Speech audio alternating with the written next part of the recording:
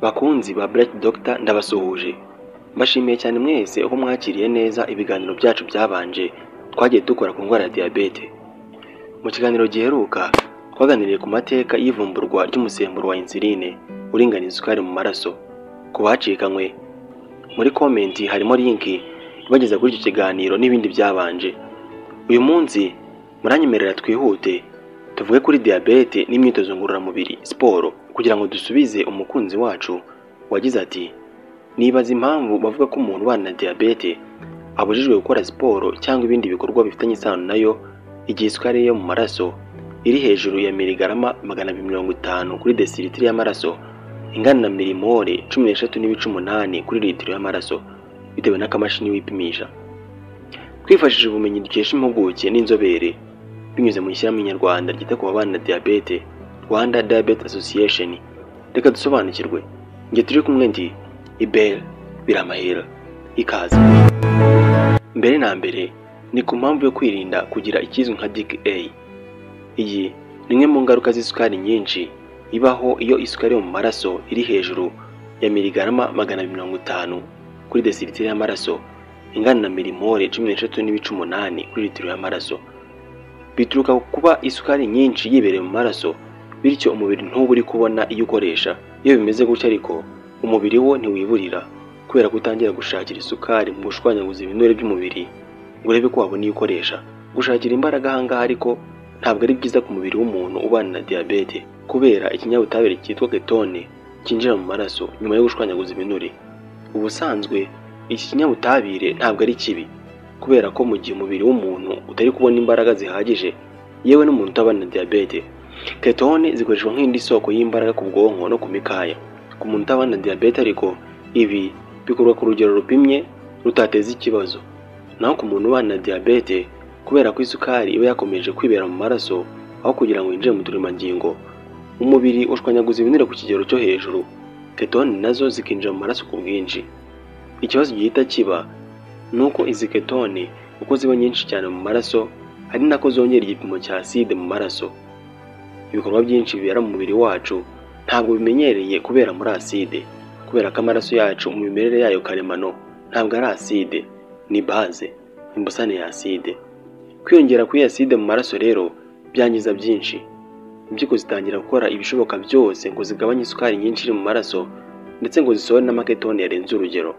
Nuko umuntu akihagarika cyane, inyota ikiyongera, imikaya igacika intege, umutima ugatera cyane kandi ukumva ufite ikizungera.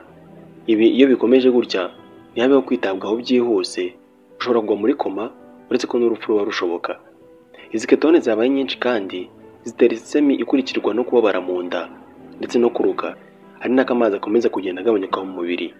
Uretse ibi ariko imwe muri izi ketone yitwa acetone, iyo itangira no gusohoka iciye mu mwuka ukumva ufite umwuka umeze nk'uw'imbuto.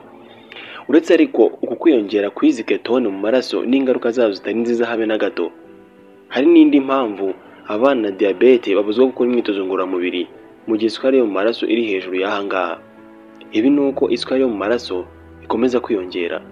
Birasa nk'ibitangaje kuko bitumvikana neza ukuntu waba urimo urakora imyitozo ngororamubiri nyamara isukari yo mu maraso igakomeza kuzamuka aho kumanuka.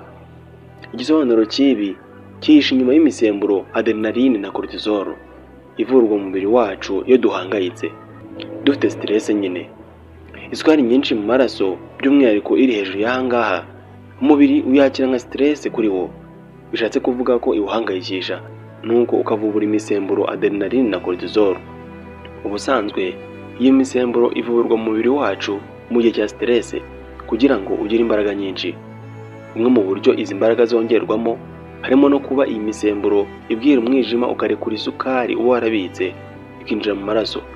Nuko uko urushaho gukora imyitozo ngororamubiri umubiri ugahangayika kurushaho, umwijima ugatanga isukari nyinshi mu maraso ikazamuka. Ikibazo ariko wabigenza ute ubaye upimye isukari yawe yo mu maraso ugasanga iri hejuru y'ahangaha kandi ushaka gukora siporo? Inama nyamukuru ugirwa ni ukubanza ukareka iyi sukari ikagabanyuka ikajya munsi y'ahangaha. Ibi ushobora kubigeraho unywa amazi menshi kugira ngo asohore isukari nyinshi iri mu maraso kandi agabanye n'amaketone yaba yatangiye kuzamo. Igihe ibi ntacyo biri gutanga ushobora kwitera insuline, ariko nyuma yo kugisha inama muganga wawe.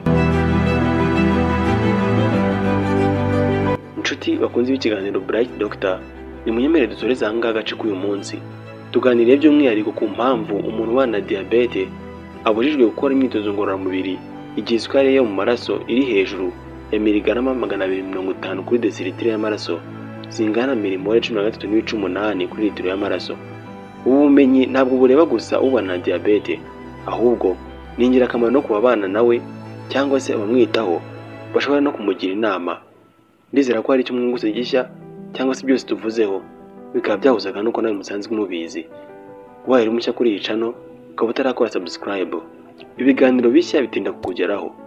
Mbashimiye ko tubanye naho utaha mu kandi gace.